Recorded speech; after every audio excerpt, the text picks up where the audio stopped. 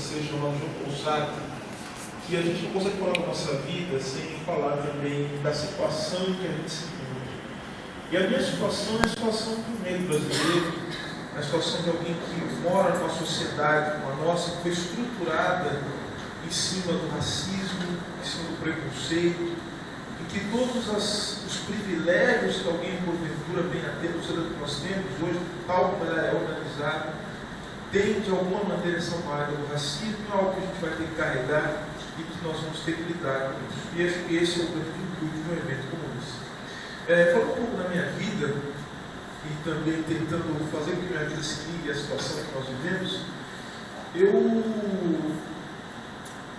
desde muito cedo me foi permitido sonhar. É incrível. Logo cedo me foi permitido sonhar, porque o meu pai, ele fez algo que os negros podiam fazer no Brasil. Uma das poucas coisas que os negros podiam fazer no Brasil. Elas começam com meu avô. Meu avô foi servidor público, passou um concurso, mas não um concurso de juiz e promotor. Não, ele passou um concurso para ser porteiro, para ser bedel, na Universidade de São Paulo. E como se faz entrevista num concurso como esse, meu avô, portanto, passou no concurso e conseguiu criar a família dele, morando dentro da faculdade de odontologia da USP, que ficava ali, porque quem conhece São Paulo, ficava ali próximo a Tiradentes, enfim, ficava ali no centro de São Paulo. De tal sorte que as minhas tias e meu pai, são três, meu pai tem três irmãs, quatro irmãs, e ele, o único homem, cresceram dentro de um ambiente, que era um ambiente universitário. Cresceram que as pessoas estudavam. E o meu pai também, agora falando do meu pai, ele fez alguma coisa também que o negro era permitido fazer. Meu pai foi um jogador de futebol. Meu pai foi um jogador de futebol. Ele podia ser um músico, mas meu pai estava muito mal. Ele foi jogador de futebol e jogou no Corinthians, olha só. Meu pai foi goleiro titular do Corinthians nos anos 60, nos anos 60, 70.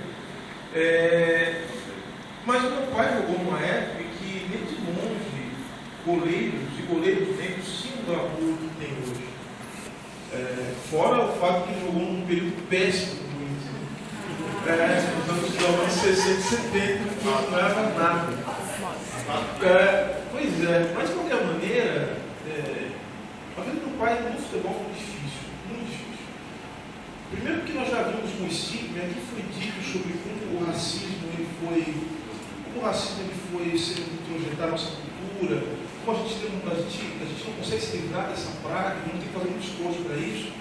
O meu pai, ele como goleiro negro, naquela época, o primeiro nome do meu pai era Barbosinha, por conta do Barbosa, goleiro da seleção de 50.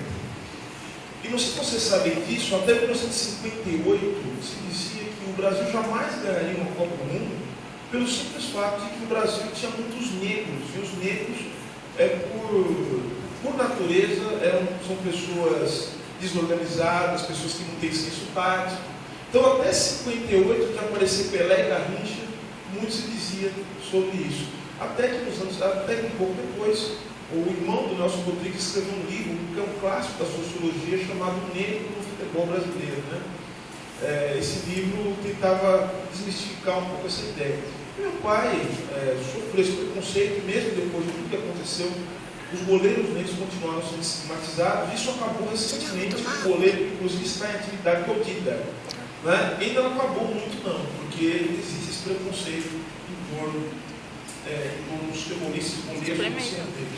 Enfim, mas meu pai conseguiu me proporcionar uma possibilidade de sonhar. Por quê? Porque eu pude estudar. Isso eu gosto de dizer.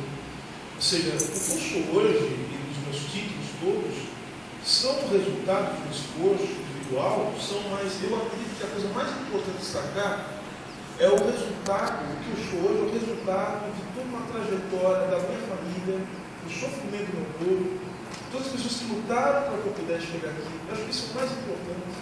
Ou seja, o esforço que eu posso ter feito só foi possível resultar em algo por conta de toda essa trajetória de luta da minha família, dos meus avós, do meu pai principalmente, que graças a Deus está vivo, mas eu lembro do meu pai, muito tempo depois, eu não vinha para jogar, meu pai com dores lancinantes no joelho, se contorcendo, porque o futebol destruiu assim, o joelho dele.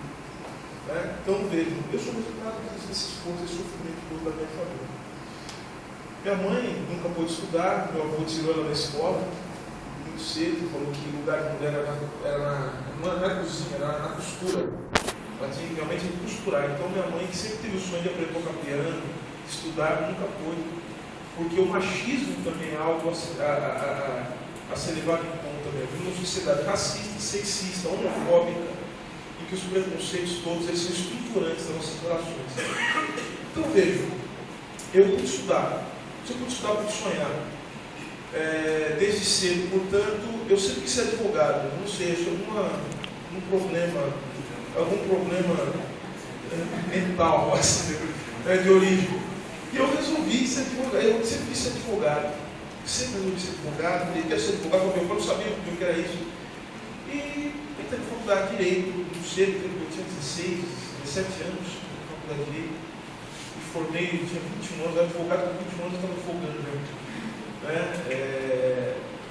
Enfim, da advocacia, depois eu fiz especialização. E eu tenho um caso curioso, eu não quero me alongar muito, acho que é importante falar disso. Eu, na faculdade, eu tive um professor negro, que por acaso é um dos maiores advogados tributaristas desse país, que nem é paulista, ele é professor da Universidade Federal da Bahia, João Pereira de Brito. Ele foi prefeito de Salvador, vice-prefeito agora da última gestão, e ele é vereador de Nova Bahia. Doutor, ali, docente pela Universidade de São Paulo, pela USP também, lá no São Francisco. E eu lembro que eu passava no corredor com os amigos, eu era o único negro da classe. Depois, no meio do curso, entraram mais dois negros na faculdade, um deles é meu sócio no escritório. Olha que absurdo.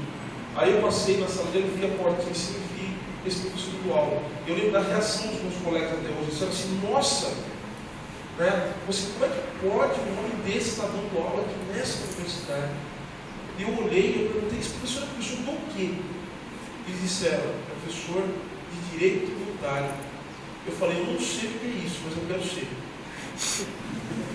Porque o que você está fazendo é o que eu posso fazer também. Sim, eu quero fazer. E a importância do que foi dito pelo Lukács, e, enfim, essa questão da referência. Ou seja, eu vi naquele homem a possibilidade de ser